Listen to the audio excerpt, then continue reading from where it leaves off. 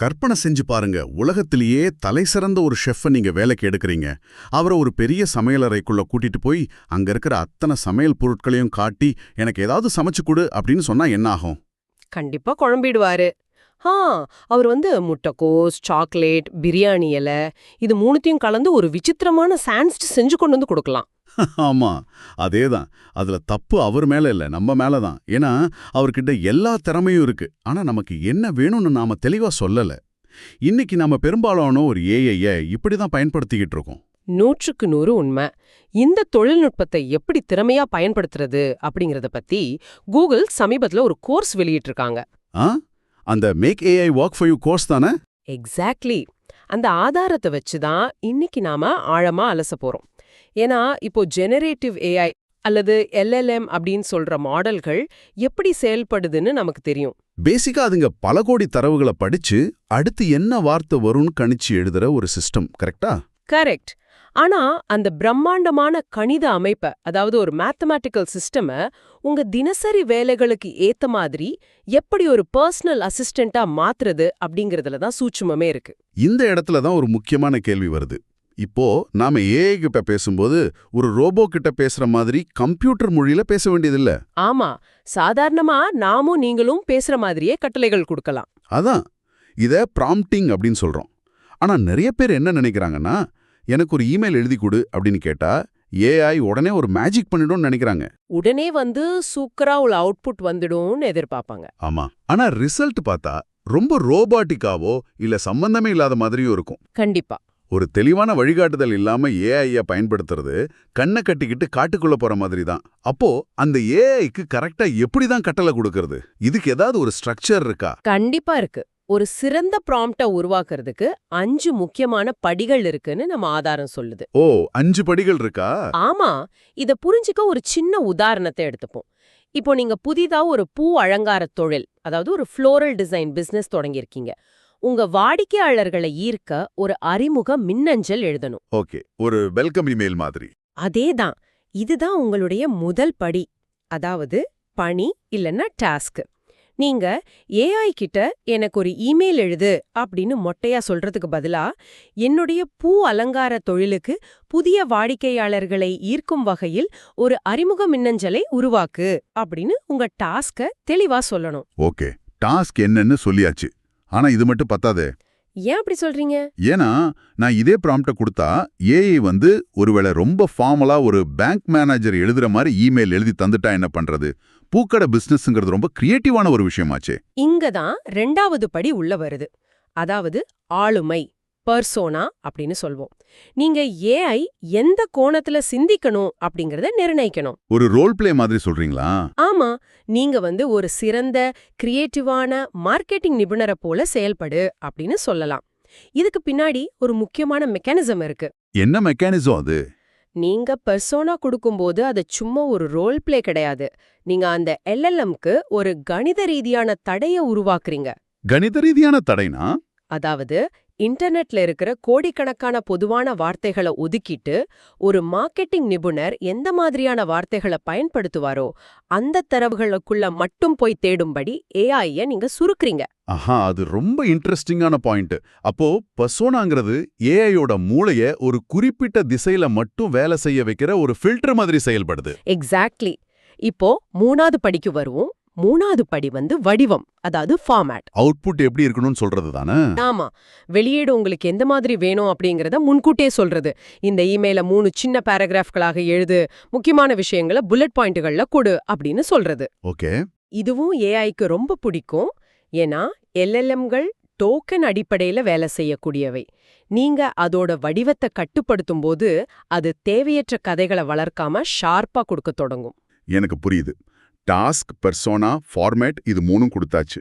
ஆனா இப்போ என் பூக்கடையில நான் உள்ளூர்ல கிடைக்கிற காட்டுப்பூக்களை மட்டுமே பயன்படுத்துறேன், அதனால விலை கொஞ்சம் அதிகமா இருக்கும் அப்படிங்கிற விஷயம் ஏஐக்கு எப்படி தெரியும்? அதையும் நான் சொல்லணும்ல. சரியா கேட்டீங்க. அதுதான் 4வது படி, சூழல், அதாவது கான்டெக்ஸ்ட். இதுதான் ஒரு சாதாரண ப்ராம்ப்டையும் ஒரு சிறந்த ப்ராம்ப்டையும் பிரித்து காட்டுற இடம். அதாவது பேக்ரவுண்ட் இன்ஃபர்மேஷன் கொடுக்கணும். கண்டிப்பா. நீங்க ஏஐக்கு எவ்வளவு பின்னணி தகவல்களை கொடுக்கறீங்களோ அந்த அளவுக்கு அது உங்களுக்கான பிரத்யேகமான பதில உருவாக்கும். லைக் நான் உள்ளூர் விவசாயிகளிடமிருந்து மட்டுமே பூக்களை வாங்குறேன், என்கிட்ட ரெடிமேட் டிசைன்கள் இல்ல அப்படிங்கிற மாதிரி. அதேதான், வாடிக்கையாளர்களின் தேவைக்கேற்ப கஸ்டமைஸ் செய்வேன் அப்படின்னு சூழலை விளக்கணும். இந்த சூழல் இல்லைன்னா ஏஐ ஏதோ ஒரு ஊர்ல இருக்கிற வழக்கமான பூக்கடைய மனசுல வச்சுக்கிட்டு எங்க கிட்ட ரோஜா பூக்கள் விலை குறைவா கிடைக்கும் அப்படின்னு தப்பா எழுதிடும். அப்போ கண்டெக்ஸ்ட் அப்படிங்கிறது ஏஐ வழிமாறி போகாம இருக்க நாம போடுற ஒரு தடுப்பு சுவர் மாதிரி. அருமை. 5வது படி ஒன்னு இருக்குன்னு சொன்னீங்களே, அது என்ன? அதுதான் மேற்கோள்கள், அதாவது ரெஃபரன்ஸ். உங்களோட ப்ராம்ப்ட இன்னும் கச்சிதமாக்குறதுக்கான வழி இது. ஓ, எக்ஸாம்பிள் காட்டுறதா? ஆமா. இப்போ உங்களுக்கு ஏற்கனவே பிடிச்ச ஒரு பேக்கரியோட விளம்பர இமெயில் இருக்குன்னு வச்சுப்போம். அதோட ஸ்டைல், அதுல பயன்படுத்தி இருக்கிற வார்த்தைகள் ரொம்ப நல்லா இருக்கு. அது அப்படியே காப்பி பண்ணலாமா? தாராளமா. அத அப்படியே காப்பி பண்ணி ஏஐ கிட்ட கொடுத்து, நான் கொடுத்திருக்கிற இந்த மேற்கோள் இமெயில படிச்சு பார்த்துட்டு இதே துணியிலும் ஸ்டைலும் எனக்கான பூக்கடை இமெயில உருவாக்குன்னு கேட்கலாம். ஓ, இது ஒரு செம hack. Task, persona, format, context, reference, இந்த 5 விஷயத்தையும் சேர்த்து ஒரு ப்ராம்ப்ட் கொடுத்தா ரிசல்ட் வேற லெவல்ல இருக்கும்னு எனக்கு தோணுது. கண்டிப்பா இருக்கும். ஆனா இங்க எனக்கு ஒரு சந்தேகம் வருது. சொல்லுங்க. நான் இந்த 5 படிகளையும் ரொம்ப பெர்ஃபெக்ட்டா ஃபாலோ பண்ணி ஒரு ப்ராம்ப்ட் கொடுக்கறேன். இருந்தாலும் ஏஐ சில நேரங்கள்ல ரொம்ப ஓவரா கற்பனை பண்ணிடும்ல. ஹாலுசினேட் பண்றத பத்தி சொல்றீங்களா? ஆமா, நான் சொல்லாத சில ஆஃபர்களை ஏன் கடியில கொடுக்கற மாதிரி அதுவே இஷ்டத்துக்கு ஒரு தகவலை சேர்த்துட்டா என்ன பண்றது? அதை எப்படி தடுக்கிறது? இது ஒரு மிக முக்கியமான கேள்வி. நீங்க எவ்வளவுதான் தெளிவான ப்ராம்ப்ட் கொடுத்தாலும் ஏஐ அப்படிங்கிறது ஒரு புள்ளிவிவர இயந்திரம் மட்டும்தான். ஒரு ஸ்டாட்டிஸ்டிக்கல் மெஷின். ஆமா. அதுக்கு எது உண்மை எது பொய்ன்னு தெரியாது. எந்த வார்த்தைக்கு பிறகு எந்த வார்த்தை வந்தா சரியா இருக்கும்னு அது கணிக்குதே தவிர அதுக்கு சுய அறிவு கிடையாது. கரெக்ட். இங்கதான் மனித தலையீடு, அதாவது ஹியூமன் இன் த லூப் அப்படிங்கிற கான்செப்ட் உள்ள வருது. நீங்க ஒரு விஷயத்தை புரிஞ்சுக்கணும். ஏஐ உங்களுக்கு வேலைக்காரன் கிடையாது. அது நம்மளோட ஒரு டிராஃப்ட் ரைட்டர் மட்டும்தான். அதேதான். அது கொடுக்கிற அவுட்புட்டை அப்படியே கண்ணு மூடிக்கிட்டு ஃபார்வர்ட் பண்ணக்கூடாது. கண்டிப்பா. ஏஐ எழுதின இமெயில படிக்காம அப்படியே கஸ்டமருக்கு அனுப்பி முதல் 10 பேருக்கு 50% டிஸ்கவுண்ட்னு அதுவா ஏதாவது ஒன்னு சேர்த்து விட்டுருச்சுன்னா என் பிசினஸே காலியாயிடும். நிச்சயமா. அப்போ அந்த தகவல்கள் சரியானவையா, என் பிராண்ட் குரலுக்கு ஏத்த மாதிரி இருக்கான்னு நான் படிச்சு சரி பார்க்க வேண்டியது ஏன் பொறுப்பு. ஆனா சரி, இந்த 5 படிகளையும் வச்சு ஒரு சூப்பரான ப்ராம்ப்டை நான் கஷ்டப்பட்டு உருவாக்கிட்டேன். ஒவ்வொரு முறையும் இமெயில் எழுதும்போது நான் மறுபடியும் இவ்ளோ பெரிய ப்ராம்ப்டை டைப் பண்ணிக்கிட்டே இருக்கணுமா? அதுவே ஒரு சலிப்பான வேலையா மாறிடுமே. அதுக்கு தான் நம்ம ஆதாரம் ஒரு பிரமாதமான நடைமுறை குறிப்பை தருது. என்ன அது?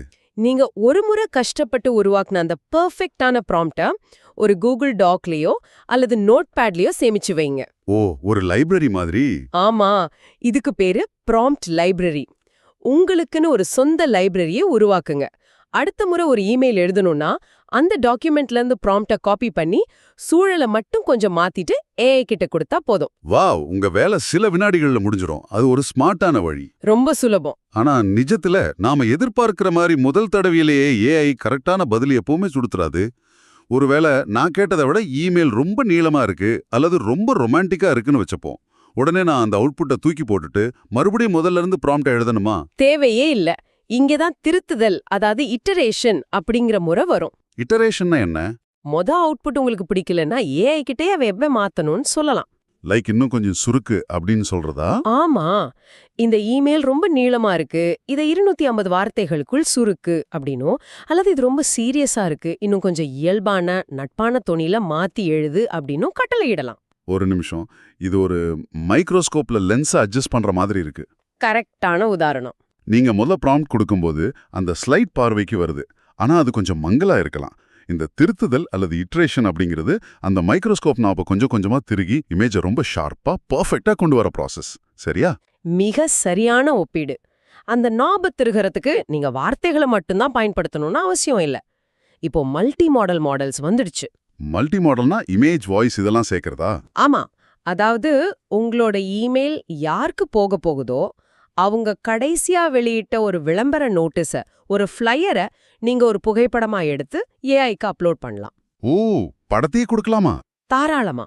பண்ணிட்டு இந்த விளம்பரத்துல இருக்கிற டிசைன் மற்றும் தொனிய பாரு, இதுக்கு மேட்ச் ஆகிற மாதிரி என் இமெயில மாத்தி எழுது அப்படின்னு சொல்லலாம்.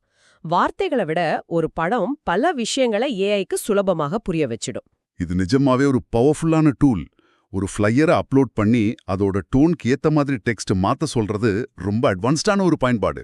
ஆமா, அது ரொம்ப யூஸ்ஃபுல்லா இருக்கும். சரி, இட்டரேஷனை பத்தி பேசிட்டோம். ஆனா இந்த ஆதாரத்துல சங்கிலி தொடர் ப்ராம்ப்டிங், அதாவது ப்ராம்ப்ட் செயினிங் அப்படின்னு ஒரு புது வார்த்தையை பயன்படுத்துறாங்களே, ரெண்டும் ஒண்ணுதானா?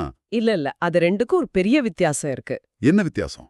இட்டரேஷன் அப்படின்றது நான் முன்னாடி சொன்ன மாதிரி ஒரே ஒரு பணிய மேம்படுத்துறது. அதாவது பழைய பெயிண்டிங்க அழிச்சிட்டு அதே கேன்வாஸ்ல கொஞ்சம் கலரை மாத்தி புதுசா வரையறது. ஓகே. ஆனா சங்கிலி தொடர் ப்ராம்ப்டிங் அப்படிங்கிறது அந்த பெயிண்டிங்க வச்சுக்கிட்டு ஒரு புது வீட்டையே டிசைன் பண்றது. புரியலையே. அதாவது முந்தைய பதில ஒரு அடித்தளமாக வச்சுக்கிட்டு அடுத்தடுத்த புதிய சிக்கலான கேள்விகளை உருவாக்கி ஒரு பெரிய இலக்கை நோக்கி பயணிக்கிறது. எனக்கு இன்னும் கொஞ்சம் விளக்கமா ஒரு உதாரணத்தோட சொல்ல முடியுமா? கண்டிப்பா. நீங்க ஒரு ஹார்ட்வேர் கடைக்கு போறீங்க. உங்க வீட்ல ஒரு பைப் லீக் ஆகுது. கடைக்காரர்கிட்ட இந்த குழாயை எப்படி சரி செய்வது அப்படின்னு கேள்வி கேக்குறீங்க. அவர் ஒரு வழிய சொல்றாரு. ஆமா. அந்த பதில கேட்டுட்டு உடனே ஓகே, இந்த வேலை செய்ய எனக்கு என்னென்ன கருவிகள் தேவை அப்படின்னு அடுத்த கேள்வி கேக்குறீங்க. அவர் டூல்ஸ் லிஸ்ட் தர்றாரு. அத வாங்கிட்டு இந்த கருவிகளை வச்சு வேலை செய்யும் போது நான் என்னென்ன பாதுகாப்பு வழிமுறைகளை பின்பற்றணும் அப்படின்னு மூணாவது கேள்வி கேக்குறீங்க. இதுதான் சங்கிலி தொடர். ஓஹோ, ஒரே பெரிய கேள்வியா கேட்காம அடுத்தடுத்த லாஜிக்கல் ஸ்டெப்ஸா கேக்குறது. எக்ஸாக்ட்லி. ஆஹா, இதையே ஏஐ கிட்ட பயன்படுத்தினா எப்படி இருக்கும்னு நம்ம ஆதாரம் ஒரு சூப்பர் உதாரணம் சொல்லுது. எந்த உதாரணம்? பெயிண்டிங் பிசினஸ் பத்தியா? ஆமா, ஒரு பெயிண்டிங் பிசினஸ் பண்றவரு என் தொழிலை நான் எப்படி விரிவுபடுத்துவது அப்படின்னு ஏஐ கிட்ட முதல்ல ஒரு பொதுவான ஐடியா கேக்குறாரு. ஏஐ ஒரு 10 ஐடியா கொடுக்குது. அதுல ஒன்னு பவர் வாஷிங் சர்வீஸ். இத அவரு எடுத்துக்கிறாரு. அடுத்த ப்ராம்ப்ட்ல சரி, நான் பவர் வாஷிங் தொழில தொடங்க முடிவு பண்ணிட்டேன். அடுத்த 6 மாசத்துக்குள்ள இதை செயல்படுத்துறதுக்கு எனக்கு ஒரு வாராந்திர வேலை திட்டத்தை கொடு அப்படின்னு கேக்குறாரு. இப்போ ஏஐ அவருக்கு ஒரு பிசினஸ் பிளான் கொடுக்கும். மிகச்சரியான உதாரணம். இப்படி ஏன் பண்ணணும்னு ஒரு மெக்கானிசம் இருக்கு. ஏன் மொத்தமா கேட்டா என்ன? எல்எல்எம்களுக்கு ஒரே நேரத்துல ஒரு பெரிய லாஜிக்க கொடுத்தா அதோட கான்டெக்ஸ்ட் விண்டோ கன்ஃபியூஸ் ஆயிடும். ஓ, அதுக்கு ப்ராசஸ் பண்ண கஷ்டமா இருக்கும். ஆமா, அதனால தான் முழு பிசினஸ் பிளானையும் ஒரே ப்ராம்ப்ட்ல கேட்காம அது சின்ன சின்ன டோக்கன்ஸா லாஜிக்கல் ஸ்டெப்ஸா உடைச்சு கொடுக்கும்போது அதோட ரீசனிங் திறன் பல மடங்கு அதிகமாகுது. அந்த ஏஐய ஒரு வழிகாட்டி மாதிரி உங்க கூடவே கூட்டிட்டு போறீங்க. சூப்பர். ஓகே, இப்போ ப்ராம்ப்டிங் பண்றது எப்படின்னு தெரிஞ்சிடுச்சு.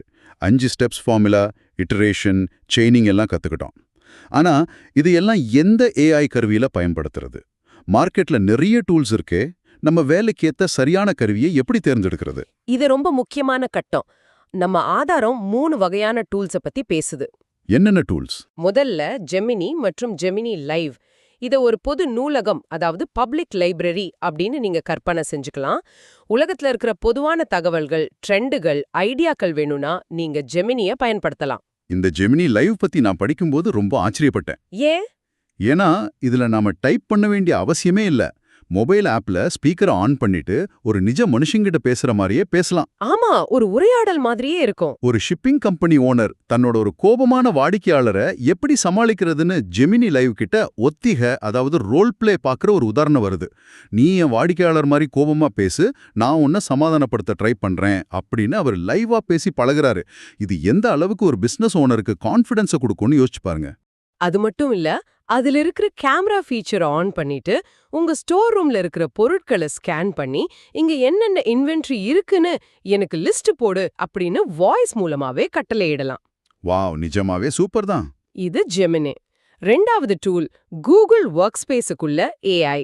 அதாவது டாக்ஸ், ஷீட்ஸ், ஸ்லைட்ஸ் மாதிரியான அப்ளிகேஷன்களுக்கு உள்ளேயே ஏஐய பயன்படுத்துவது. இது ஏன் இவ்வளவு முக்கியம்னா கான்டெக்ஸ்ட் ஸ்விட்சிங் அப்படின்னு ஒரு பிரச்சனை இருக்கு. கரெக்ட். அதாவது நாம ஒரு பிரசன்டேஷன் செஞ்சுக்கிட்டு இருப்போம், திடீர்னு ஒரு படம் தேவைப்படும். உடனே புது டேபை ஓபன் பண்ணி கூகுள்ல தேடி அதை டவுன்லோட் பண்ணி மறுபடியும் ஸ்லைடுக்கு வந்து பேஸ்ட் பண்ணுவோம். இப்படி வேற வேற டேபுக்கு மாறும்போதே நம்ம ஃபோக்கஸ் சிதறிடும். ஆமா, கவனம் சிதறும்.